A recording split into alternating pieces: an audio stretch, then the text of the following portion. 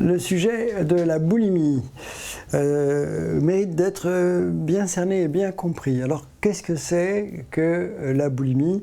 Pour bien comprendre ce trouble et pour en détailler tout l'aspect clinique, commençons par bien comprendre ce que c'est qu'une crise de boulimie.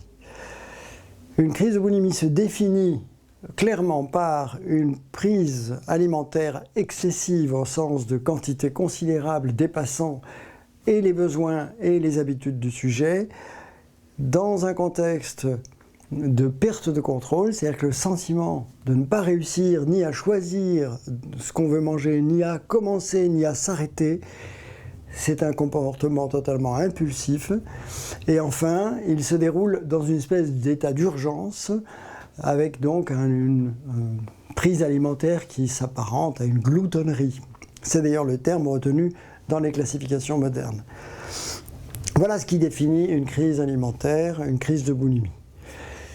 Le deuxième symptôme clé de cette maladie, c'est le comportement compensatoire. Autrement dit, la personne qui vient de s'alimenter de cette façon impulsive et excessive va vouloir se débarrasser d'une manière ou d'une autre des effets de cette prise alimentaire.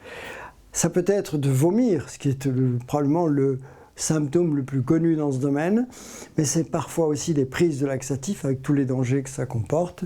Ça peut être des prises de diurétiques, ça peut être, et c'est très fréquent, dépenser toute cette énergie en faisant un sport excessif, jusqu'à l'épuisement parfois, et encore tout un tas d'autres manœuvres possibles, mais plus rares. Globalement, pour parler de boulimie, il faut que ces crises et ces comportements compensatoires associés se produisent au moins une fois par semaine depuis au moins 3 mois. Cette mesure-là vise à écarter de ce diagnostic des épisodes brefs ou très rares qui peuvent survenir chez n'importe qui. Il suffit d'avoir mangé de façon impulsive ou d'avoir été privé de nourriture quelque temps et s'alimenter de façon gloutonne pour avoir un vomissement. Ça n'est pas de la boulimie, il faut vraiment que ce signe soit présent d'une certaine manière assez fréquente depuis suffisamment longtemps pour parler du trouble. Quel est le processus qui conduit à l'émergence de ce trouble? Probablement l'explication permet de comprendre la nosographie. Généralement, le primum movens, le début du trouble, c'est un doute sur son aspect physique et la capacité à être apprécié par les autres.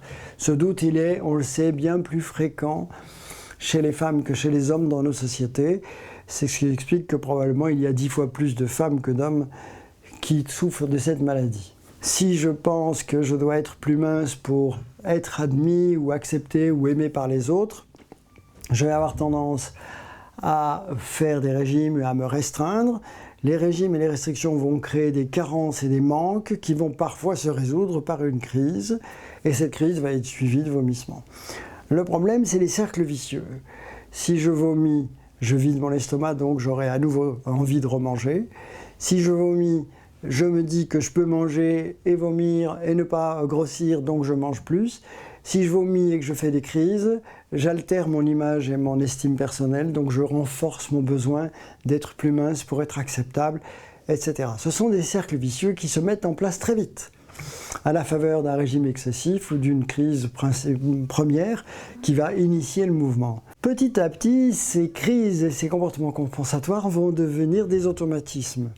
Et assez rapidement, il s'installe un autre phénomène, c'est que la crise et le comportement qui s'ensuit vont venir sanctionner des tas de situations émotionnelles intenses. Mais aussi bien des émotions négatives que positives vont pouvoir par la suite entraîner vers une crise, une consommation de nourriture à la manière de toxicomanes. À ce moment-là, l'automatisme se met en place et face à n'importe quel stresseur de la vie, la personne va suralimenter pour retrouver un état émotionnel moins instable, moins négatif et utiliser la nourriture comme d'autres utilisent un produit toxique. Ce phénomène-là, ainsi que toute l'analyse fonctionnelle qu'on en a faite précédemment, démontre qu'il est pertinent de travailler sur le symptôme et c'est la raison pour laquelle le principal traitement et le plus efficace reconnu dans cette maladie, c'est la thérapie comportementale et cognitive, qui a 100 fois été revalidée dans cette indication. Quels sont les autres traitements possibles? On peut s'intéresser à certains antidépresseurs de la classe des sérotoninergiques qui permettent d'ajouter, d'augmenter considérablement l'efficacité des soins dans cette pathologie. On aurait tort de s'en priver, surtout qu'ils ont peu d'effets secondaires, mais ils doivent impérativement être associés à une thérapie comportementale et cognitive pour que leurs efficacités ne soient pas simplement éphémères. Chez les sujets les plus jeunes, parce que c'est possible d'avoir des ados très jeunes qui présentent ce trouble, on va beaucoup s'appuyer aussi sur la guidance parentale et le support de la famille. Alors, quel est le pronostic de cette maladie dans ce contexte de soins? Il est plutôt rassurant. On sait qu'aujourd'hui, 60 à 80% des personnes vont guérir intégralement de ce trouble. Dans les 20%, 20-30% restants, il peut y avoir des formes mineures ou qui persistent, parfois des formes chroniques.